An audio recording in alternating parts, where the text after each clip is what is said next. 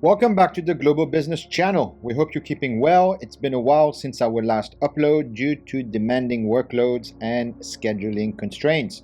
But we're pleased to be back, fully committed to continuing our deep dive into the 40 recommendations issued by the Financial Action Task Force, or the FATF. As a quick reminder, if you're new to this series, we previously published a comprehensive video explaining the role and purpose of the FATF. If you haven't had the chance to watch it yet, we recommend doing so after this session. Today's focus is on Recommendation 8, which addresses measures related to non-profit organizations, or NPOs, as per the FATF's most recent update issued in June 2025. Here's how we've structured this video session. We'll begin by defining what a non-profit organization is in generic and general terms. Next, we'll examine how the FATF specifically defines an NPO.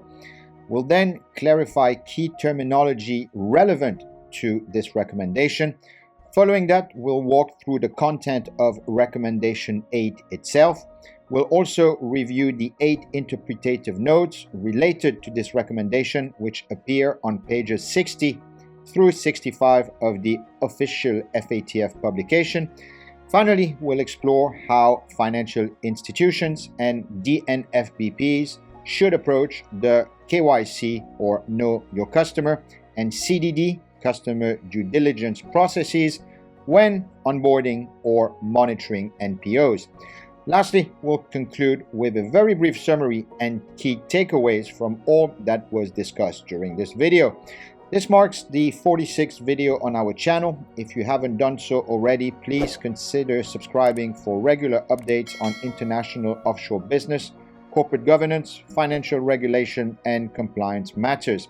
And if you find this content valuable, we encourage you to like and share the video. Thank you, as always, for your continued support. We hope you find this session both informative and thought-provoking. Let's get started. Non-profit organizations are entities that exist not to generate profit, but to serve a social, charitable, religious, educational, or humanitarian purpose. Instead of distributing earnings to owners or shareholders, any surplus funds are reinvested to advance the organization's mission. Let's break down some of their key characteristics. First, they are purpose-driven. Their work is centered around public benefit. Second, they operate on a non-profit distribution model, meaning no profits are paid out to individuals or corporations. Third, they can take various legal forms depending on the country or jurisdiction, such as charitable trusts, associations, or non-profit companies. Fourth, they are commonly funded through donations, which can be individual or corporate, grants, government or private, membership dues, fundraising events, and international aid or contributions. And finally, they are often run by voluntary governance bodies like boards or councils. While NPOs do essential work around the world, they are not immune to abuse. Some may be exploited knowingly or unknowingly for terrorism financing, money laundering, or the diversion of funds. That's why the FATF calls for a risk-based approach as per Recommendation 1 when it comes to onboarding and monitoring NPOs, especially those operating across borders or in higher risk sectors and jurisdictions. To put things into perspective, here are a few examples of common NPO activities. Charitable, such as food banks and housing assistance. Educational, such as scholarship programs or literacy NGOs. Religious, such as churches, mosques, and temples. Humanitarian, such as emergency aid and refugee support. Advocacy, such as human rights or environmental organizations.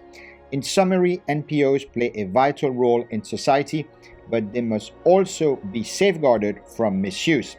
Understanding their structure, funding, and purpose is essential to implementing effective, compliance, and due diligence measures. Now, let's take a closer look at how the Financial Action Task Force defines a non-profit organization within the context of its recommendations. According to the general glossary, which begins on page 125 of the FATF recommendations, we locate the definition of NPOs alphabetically on page 135. That entry directs us to the interpretative notes for recommendation 8, where the formal FATF definition is provided.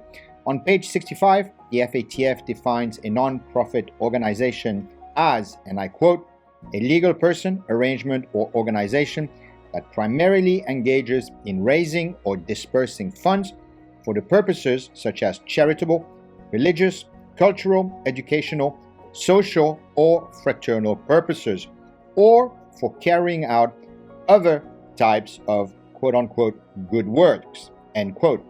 This definition effectively summarizes the core characteristics of NPOs and closely aligns with the general overview we discussed a few moments ago. Before we explore the core content of Recommendation 8 and its associated interpretative notes, there are a few key terms you'll need to be familiar with. These terms appear frequently throughout the upcoming sections, so having a clear understanding of them will help everything else make much more sense. There are 6 in total. I'll now give you a few moments to read through each one as they appear on screen.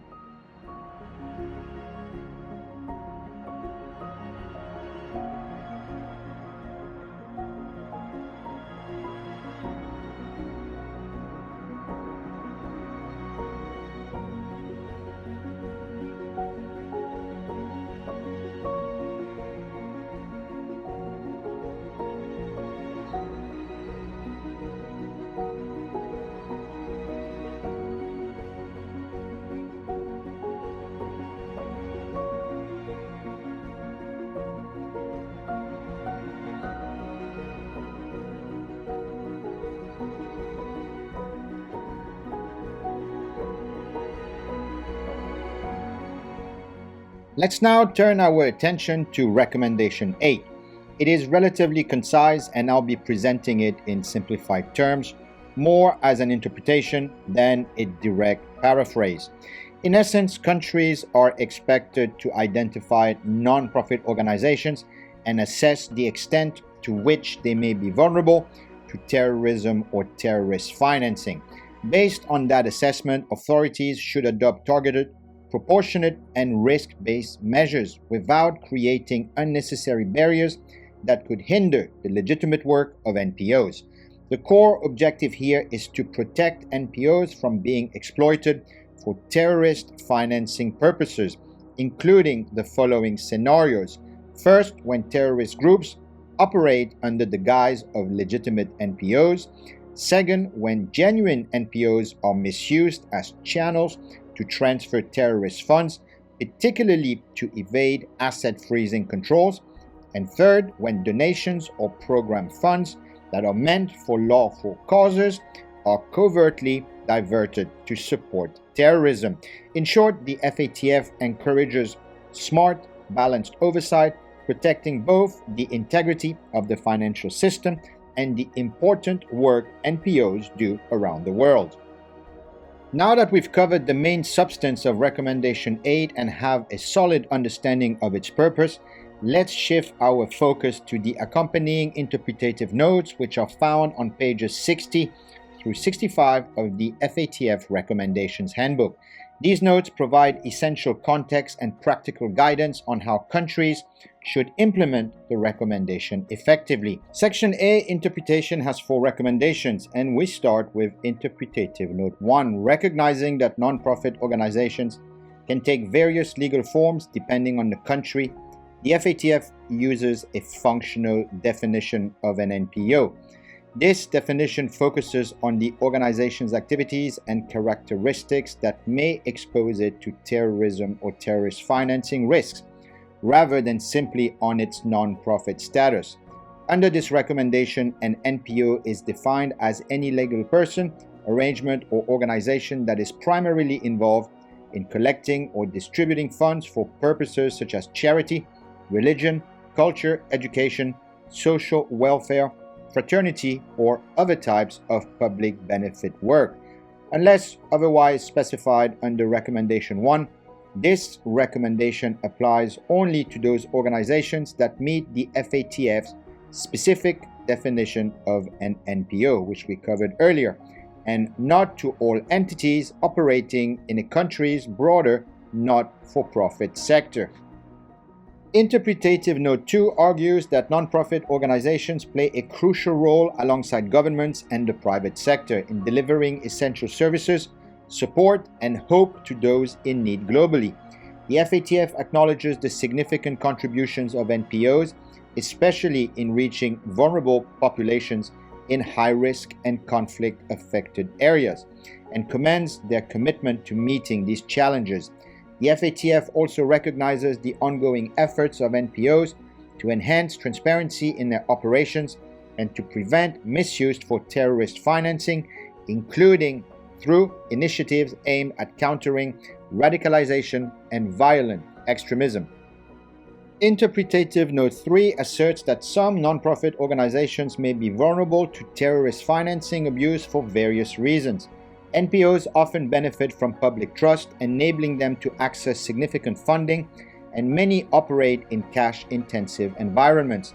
Additionally, some NPOs have an international footprint, with operations and financial activities that may extend into or near regions affected by terrorism. In rare instances, terrorist groups have exploited these factors by infiltrating NPOs, misappropriating funds, or using their operations as a front to support terrorist activities. There have also been cases where terrorists have established fake NPOs or conducted fraudulent fundraising under the guise of legitimate charitable work. The global effort to combat terrorist financing has uncovered examples where NPOs were used to raise and transfer funds, provide logistical assistance, promote recruitment, or otherwise aid terrorist groups. Such abuse not only facilitates terrorism, but also damages donor and financial institution trust, ultimately threatening the credibility and integrity of the NPO sector. Interpretative Note 4 states that safeguarding nonprofit organizations from terrorist financing abuse is a vital part of the global strategy to combat terrorism and is essential to maintaining the trust and integrity of NPOs, their donors, and the financial institutions that support them. Any protective measures should be targeted and aligned with a risk-based approach. Additionally, these measures must be implemented in a way that upholds countries' obligations under the United Nations Charter and complies with international law, including international human rights, refugee, and humanitarian law. We now reach Section B, Objectives and General Principles, with one lengthy interpretative note being Note 5. It argues that the aim of Recommendation 8 is to prevent terrorists and terrorist organizations from misusing nonprofit organizations in the following ways. Number 1, by impersonating legitimate entities. Number 2, by exploiting genuine NPOs as channels for terrorist financing, including to bypass asset freezing measures. Or number 3, by covertly diverting funds intended for lawful purposes to support terrorism. This interpretative note outlines the approach to achieving this goal, which is guided by a set of core principles. A. The history and continued risk of terrorist financing abuse involving NPOs necessitate that countries implement targeted, proportionate, and risk-based measures to address identified threats. Adopting a risk-based approach is crucial due to the diversity within national NPO sectors, the varying levels of vulnerability among different types of organizations, the importance of supporting legitimate NPO activities, and the practical limitations in resources and authority available to address terrorist financing in each jurisdiction. B. It is essential that national responses to the terrorist financing abuse of NPOs remain flexible, allowing them to adapt and evolve in line with the shifting nature of terrorist financing threats. C. Measures taken by countries to protect NPOs from terrorist financing abuse should be targeted, proportionate, and risk-based, and must not unnecessarily hinder or discourage legitimate NPO operations. Instead, these measures should foster greater accountability and build trust among NPOs, donors, financial institutions, and the public, ensuring that funds and services reach their intended lawful beneficiaries. Well-designed systems should aim to uphold high standards of integrity, transparency, and public confidence in the governance and operations of NPOs.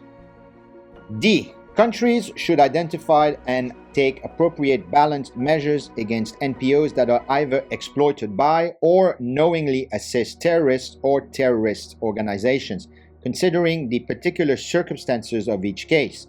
Efforts should focus on preventing and, where necessary, prosecuting terrorist financing and other types of terrorist support.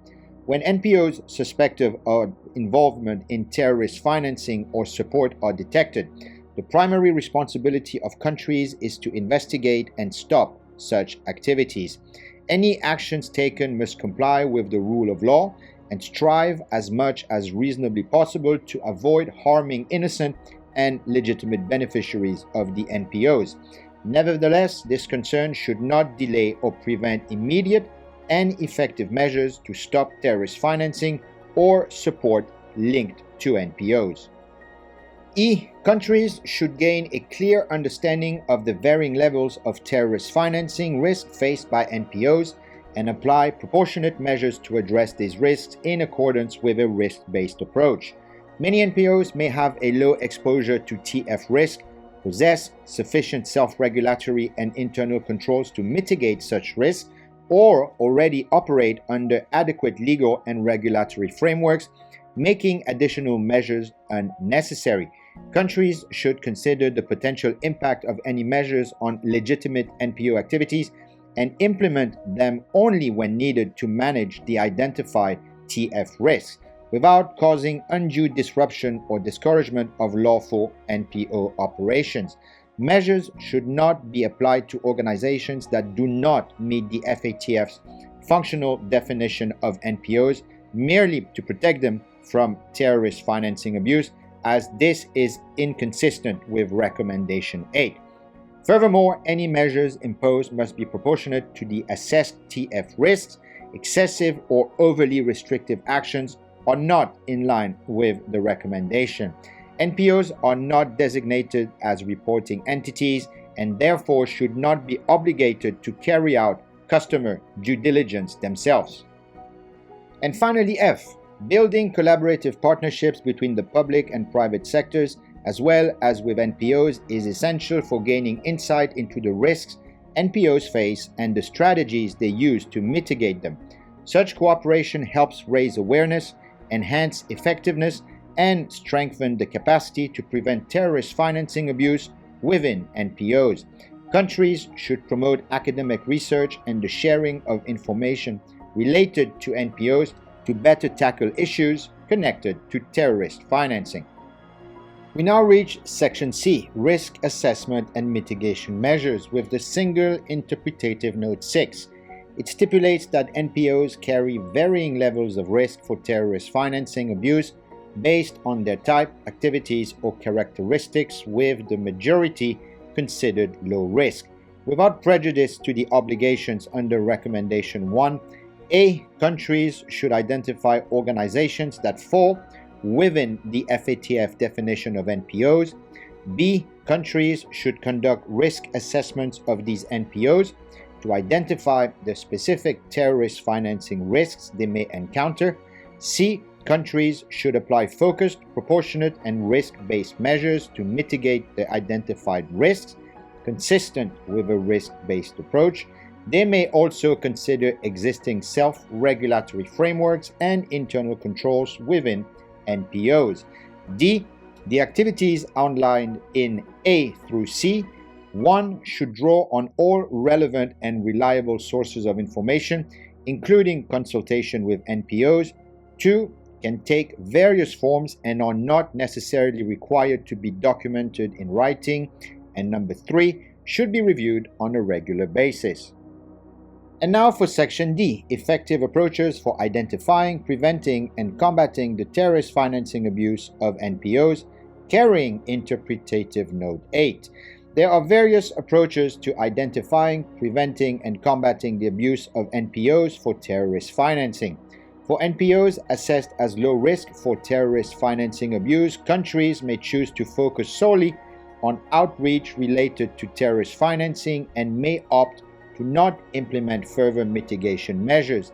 In other cases, an effective strategy should include all 4 of the following elements to safeguard NPOs from potential terrorist financing abuse while avoiding unnecessary disruption or discouragement of legitimate NPO activities. A.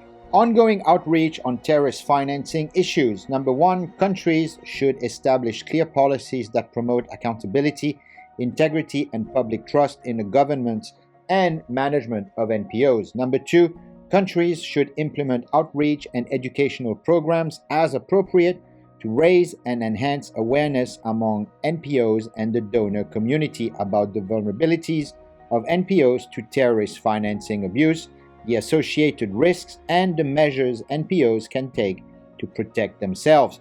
Number 3, countries should collaborate with NPOs to develop and improve best practices aimed at addressing terrorist financing risks and safeguarding NPOs from abuse. Number 4, countries should engage NPOs to conduct transactions through regulated financial and payment systems whenever possible, considering the varying capabilities of financial sectors across countries and regions, as well as the risks involved with cash transactions.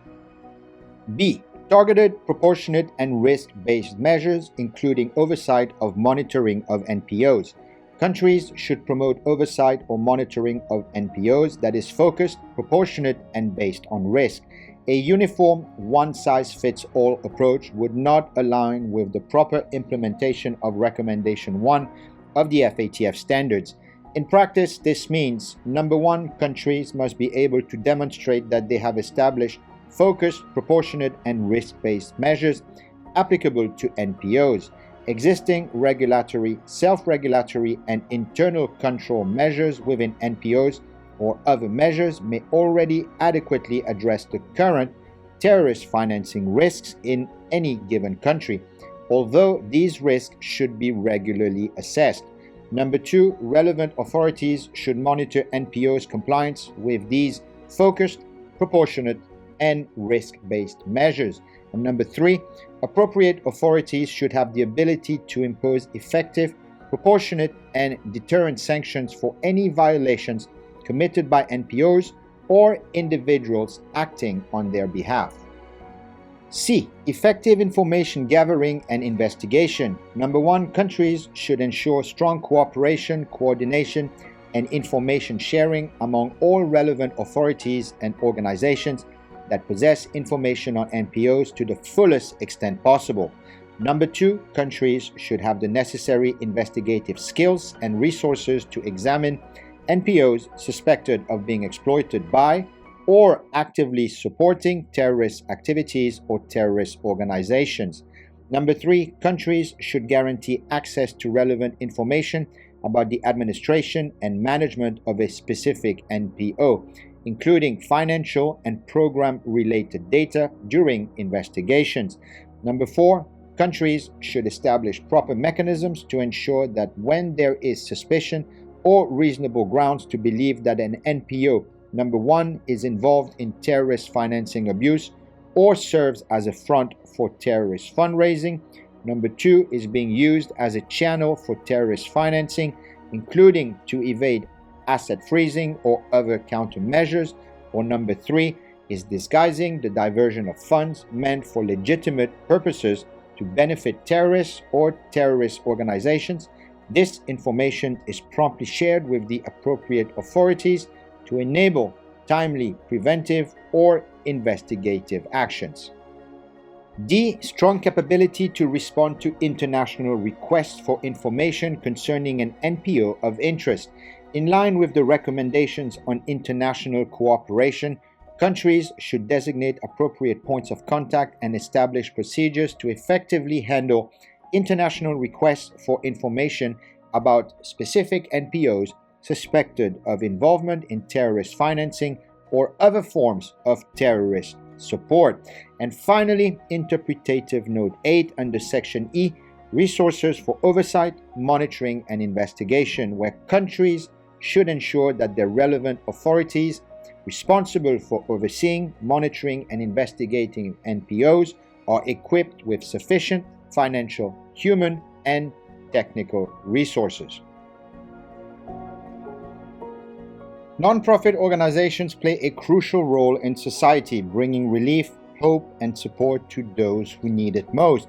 But did you know that this very trust and global reach can also make them vulnerable to financial abuse, particularly terrorist financing? In this section, we're diving into how financial institutions and designated non-financial businesses and professions, known as DNFBPs, should approach KYC, short for Know Your Customer or Client, and Customer Due Diligence or CDD, when dealing with NPOs. Why does it matter? Under the FATF recommendations, especially Recommendations 1, Risk-Based Approach, 8, Nonprofit Organizations, as we are currently covering, and 10, Customer Due Diligence and Tipping Off, NPOs must be onboarded and monitored using a risk-based approach. This ensures we strike the right balance, protecting the sector from abuse without choking off legitimate charitable activity. When onboarding an NPO, here are the key steps financial institutions and DNFBPs should follow. First, identify and verify the NPO's legal status. This means collecting a certificate of incorporation or registration, the constitution or trust deed or deed of constitution, and any relevant licenses. Second, understanding the purpose of the NPO. Questions to ask: what's the mission? Where do they operate? And who do they serve? Third, identifying the people who control the organization. This includes directors, trustees, council members, and authorized signatories. Even though NPOs don't have shareholders, you still need to determine who has influence or control. These are your beneficial owners under the FATF standards. And fourth, assess their source of funds and expected transaction behavior. Is the NPO funded locally, internationally? Are they moving money into high-risk areas? Those are just some of the questions to consider. Let's now look at risk classification and documentation. Once the profile of the NPO is complete, you classify it as usually low, medium, or high risk. This determines how frequently you update their information and how closely you monitor their activity.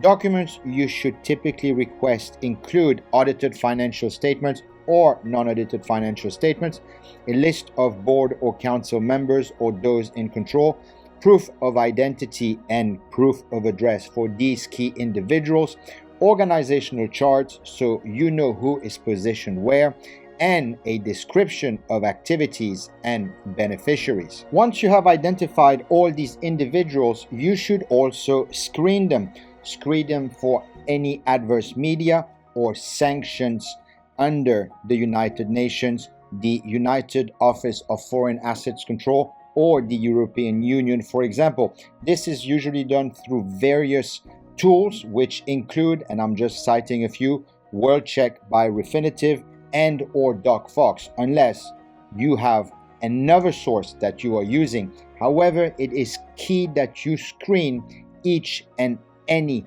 individual identified in the structure. Let's now look at ongoing monitoring. Don't just set it and forget it. Due diligence doesn't stop at onboarding. You should monitor transactions to ensure they align and still align with the NPO's stated purpose.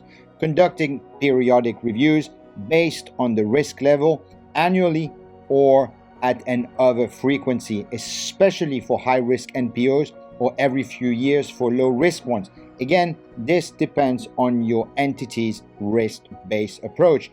and always reassess if there is a trigger event, which could be something like a change in leadership, new operations in high-risk countries, and or, as we just saw earlier, any adverse media coverage. And watch out for red flags. Be alert to signs of potential abuse like overly complex organizational structures, the heavy use of cash, vague projection of descriptions or the projects themselves, or reluctance to share governance documents. If something doesn't feel right, escalate and file an internal disclosure or report or an external report, which in Mauritius would be called a suspicious transaction report. Again, using your good judgment where required, always using the rule of law as to when this is actually required. And now we are coming to the end of this video with a short summary. The FATF Recommendation 8 focuses on protecting non-profit organizations from misuse from terrorist financing. It calls on countries to identify NPOs that fall within the FATF definition, assess the level of terrorist financing risk they may face, and apply targeted, proportionate, and risk-based measures. These measures aim to prevent NPOs from being exploited by terrorist entities without disrupting their legitimate and valuable humanitarian work. As far as the conclusion goes, Recommendation 8 strikes a critical balance. It recognizes the vital role of NPOs in society while emphasizing the need to safeguard the sector against terrorist abuse. Countries are encouraged to implement effective oversight systems, foster collaboration with the NPO sector, and promote transparency and accountability, all while ensuring that compliance measures remain fair and non-restrictive. As a key takeaway, protective NPOs from terrorist financing risk doesn't mean over-regulation. It means smart, risk-based action that safeguards both security and civil society. A well-informed, proportionate approach is essential to prevent abuse while preserving the important work that NPOs do globally. Well, that's it, folks, for today's video on Recommendation 8 by the Financial Action Task Force. We hope you enjoyed it, and we hope that the content was valuable and productive for your good self.